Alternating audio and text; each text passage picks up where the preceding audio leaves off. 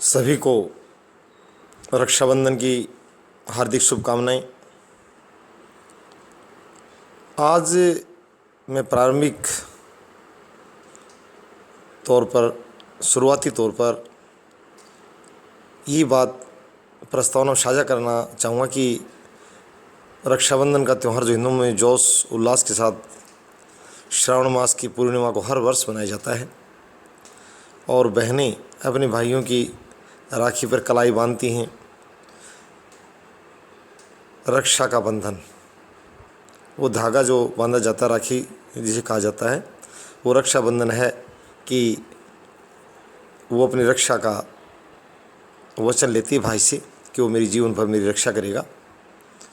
ये जो प्रथा चली उसके बारे में कई बातें प्रचलित हैं। इस त्यौहार को लेकर कोई कहता है कि सिकंदर की पत्नी ने राजा पुरु की राखी बांधी थी सिकंदर को न मारने के लिए। कोई कहता है द्रौपदी ने श्री कृष्ण जी की कलाई पर राखी बांधी थी। और लेटेस्ट यानी अभी आधुनिक काल के और नज़दीक बात की जाए, इन बातों से काफ़ी आगे आकर, तो कहा जाता है कि कर्मावती रानी ने हुमायूं के पास राखी अपनी रक्षा का वचन, रक्षा की याचना करने के लिए या रक्षा करने के लिए राखी भेजी थी कि आप मेरी रक्षा करें, मुझे रक्षा का वचन दें। तो इस तरह की चर्चाएं चली और हर त्यौहार का अपना महत्व है, जोश उल्लास से मनाया जाना चाहिए। मोमेंट ज़रूर घटे, ये मैं शुरू से कहता रहा हूँ कि हमारे आज ये देखने में आ रहा है कि बहुत दूर दूर से बहनें चलकर भाइयों के घरों में पहुँची। जो बड़ी उम्र की विवाहित महिलाएं, मैं उनकी बात कर रहा हूँ। घर में जो छोटी बच्चियाँ वो तो अपने भाइयों के बांधें और उल्लास से मना रहे, परंतु काफ़ी दूर दूर से चलकर आई हैं। तो आज मोबाइल और इंटरनेट की दुनिया में जो मॉडर्न लड़कियाँ हैं, मॉडर्न महिलाएँ हैं, वो थोड़ा इसका प्रारूप टेक्निकल फॉर्म में भी करें। ये मैं थोड़ी सी उनसे एक प्रकार से गुजारिश करूँगा, सलाह दूँगा कि वो थोड़ा इसकी फॉर्म बदलें। जैसे हम शुभकामनाएं प्रेषित करते हैं मैसेज के रूप में और अन्य साधनों से। पर मैं शुरू से कह रहा हूँ कि भारत में रोडों पर मोमेंट को घटाने की ज़रूरत है। हमें इस तरह की बातों का सहारा लेना पड़ेगा। और इससे भी आगे बढ़कर जो मुख्य बात मैं कहने जा रहा हूँ आज के दिन, ये बंधन सिर्फ बहनों को भाइयों की नहीं बांधना चाहिए। आज समय बदला है और बहन भाई का जो रिश्ता है वो चौराहे पर खड़ा है। उनके बीच में उनके द्वारा किए जाने विवाह को लेकर, बड़ी उम्र में आगे चलकर संपत्ति के विवाद को लेकर ढेर सारे मामले जो अदालतों में चल रहे हैं, जो वाद चल रहे हैं, वो संपत्ति के विवाद को लेकर भी हैं। बहनें भाइयों से अपना संबंध विच्छेद करती हुई और अपनी संपत्ति का हक जताती हैं। हक जताने के बाद में जो सामाजिक प्रथाएं हैं वो ढीली पड़ जाती हैं। कहते हैं एक साथ दोनों बात नहीं चल सकती। उनका कानूनी हक है लें, परंतु लेने में सहमति होनी चाहिए। किस हक को ले रही हैं, किस रूप में ले रही हैं, वो दोनों के बीच में न्यायिक विवाद का कारण नहीं बनना चाहिए कि अदालत में जाकर मांगे कि ये मेरा हिस्सा मुझे दे नहीं रहा है और यहाँ संपत्ति के हक की बात मैं ये नहीं कर रहा हूँ। ये तो भारत सरकार ने प्रावधान कर रखा, वो अपना हक लें और उनका हक है, लेनी है भी, कानून रूप से उसको कोई छीन नहीं सकता। परंतु बात तब खड़ी होती है जब न्यायालय में जा पहुँचते हैं विवाद करते करते, मुझे मेरा हक नहीं दिया जा रहा, भाई द्वारा ये हलफनामे दायर किए जाने की ये जो अमुक संपत्ति इस पर इसका हक नहीं बनता है। और ढेरों मामले देखने में आ रहा है कि भाई बहन एक दूसरे के आमने सामने अदालतों में खड़े हैं और अदालती प्रक्रिया को जटिल बनाया है। तो रक्षाबंधन का त्यौहार ये भी उनके बीच में एक विश्वास पैदा करे, समझ पैदा करे और जिम्मेदारी पैदा करे कि पूरे देश में एक भी भाई और बहन संपत्ति के विवाद को लेकर अदालतों में ना जाए। उनके घर में क्या है, कितना है, वो उनकी आपसी समझ का मामला है।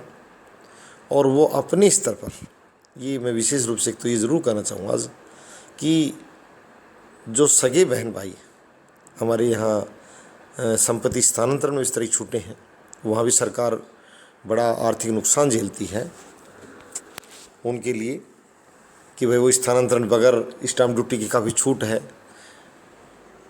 वो डोनेट कर सकते हैं एक दूसरे को, इस प्रकार के प्रावधान कर रखे हैं। और हरियाणा सरकार तो इसमें और भी आगे है, केंद्र सरकार और दूसरी राज्य सरकारें भी। तो मैं विशेष रूप से कहूँगा कि ये मामले अगर किसी के बीच में चल भी रहे हैं तो आज रक्षाबंधन के दिन सभी ये प्रण लें कि हम उस बात को वापस लेकर आएंगे। माननीय न्यायाधीश महोदयों के से जाकर ये प्रार्थना करेंगे परसों से, सोमवार से, कि सर हमारे बीच में जो नासमझी थी वो अब दूर हो गई है इस त्यौहार के बाद, और हम शांति से हमारा बंटवारा कर लेंगे। किसका कितना हक है वो हमारी पारिवारिक बातों को हम बहुत अच्छे से समझ सकते हैं। तो आज एक तो मैं ये कहूँगा रक्षाबंधन के त्यौहार के दिन सभी को कि आप इन वादों से बाहर निकलें।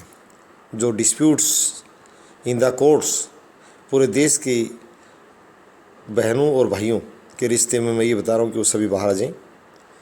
आज विशेष प्रार्थना कर रहा हूँ, मैं पुरजोर प्रार्थना कर रहा हूँ कि आप इस तरह के मामलों को लेकर आप बाहर आ जाएं और न्यायालय में इस तरह के मामले न चलाएं। इससे एक अच्छी समझ जाएगी और समाज पवित्रता की तरफ भी बढ़ेगा। दूसरा, मैं बहुत छोटे स्तर पर ये भी कहना चाहूँगा कि आजकल आधुनिक जो महिलाएं हैं वो शादी के मामले को लेकर अपने भाइयों से टकराव का रास्ता अख्तियार कर लेती हैं। करें, सभी समझदारी है, आधुनिक हैं, शिक्षित हैं, परंतु मैं उसमें भी ये कहूँगा कि कानून, सरकार से बड़ा समाज, विवाह की परंपराएं समाज तय करता है। अभी मेरे बहुत से ये बात सामने आ रही है और मैं न्यायाधीश महोदय से कहता हूँ, भारत सरकार से भी और संसद से भी, कि कुछ बातें ऐसी जो भी सामाजिक मान्यता नहीं है उनको ज़्यादा न बढ़ने दें। संयम का परिचय ले, धीरे धीरे समाज सुधार आ जाएगा। एकदम इसको तुरंत यूरोप और अमेरिका बनाने की कोशिश ना करें। हमारे यहाँ इस तरह परंपराएं नहीं हैं हज़ारों सालों से कि एक ही गांव में सभी रहने वालों को बहन और भाई के रिश्ते में आंका जाता है, एक शहर में रहने वालों को नहीं आंका जाता।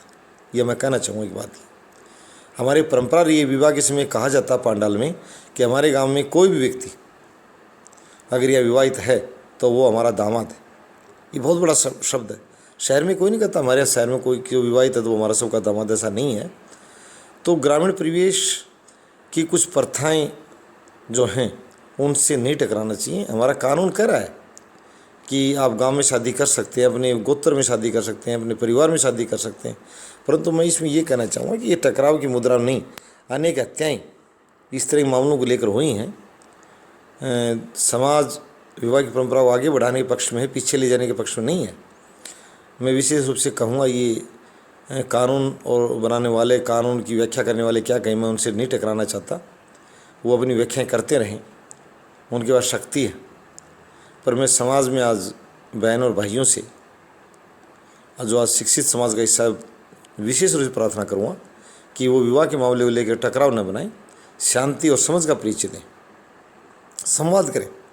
और यदि किसी स्तर पर ये कहा जाता है कि ये हमारी प्रथा के अनुकूल नहीं है तो उसको कानून से न तोलें। कानून की इंटरप्रिटेशन अलग है और हमारी समाज की इंटरप्रिटेशन अलग है। उसमें टकराव नहीं बनाना, उससे मिलकर चला, समन्वय स्थापित करना है। आज मैं ये कहना चाहूँगा कि हमें उसमें समन्वय स्थापित करना है, कोऑर्डिनेशन करना है और इस तरह के झगड़ों को अमली जमा नहीं पहनाना है कि ताकि विवाद का कारण बने, हत्याओं का कारण बने और घरों के विनाश का कारण बने। आज मैं पुरजोर प्रार्थना करता हूँ रक्षाबंधन के दिन कि सभी बहनें भी एक प्रकार से अपने भाइयों की इस मामले को लेकर रक्षा करें। रक्षा प्रण लें नहीं, रक्षा प्रण दें भी कि मैं इस तरह का कोई कृत्य नहीं करूँगी। आज वो भी एक राखी ज़रूर भाइयों से बंधवा भी लें कि मैं इस तरह का कृत्य नहीं करूँगी जिससे आपकी इज्जत पर आँच आएगी या आपको नीचा देखना पड़ेगा। तो आज मैं ये कहता हूँ 500 साल बाद में ये एक नई लाइन में जोड़कर प्रेषित कर रहा हूँ पूरे भारतीय समाज को और विश्व समुदाय में भी, जहाँ जहाँ रक्षाबंधन का त्यौहार मनाने वाले हिंदू समुदाय के लोग हैं, कि सिर्फ बहनें राखी बांधे नहीं, राखी बंधवा भी लें भाइयों से कि आप मेरी रक्षा करना और मैं आपकी करूँगी। कहते हैं समानता का भाव चल निकला है तो दोनों ही एक दूसरे की रक्षा करने का प्रण लें और अपनी अपनी जिम्मेदारी को, रक्षा बहन की नहीं, रक्षा भाई की भी जब ज़रूरत पड़े तो बहन भी तत्पर रहे। मैं सभी बहनों से रक्षाबंधन के त्यौहार के दिन सभी महिलाओं से, भारतीय महिलाओं से पुनः शुभकामनाएं देते और प्रार्थना करते हुए कि 2 बातें आज आप रक्षाबंधन के दिन जोड़ें और मेरी बात को ज़्यादा से ज़्यादा समाज में प्रचारित करें, एक अच्छे विचार को कि रक्षा दोनों तरफ से करने का प्रण लेना है, बहन को भाई का और भाई को बहन का, बहन की रक्षा करने का, दोनों को इस बंधन में बंध जाना है कि हम एक दूसरे की रक्षा करेंगे।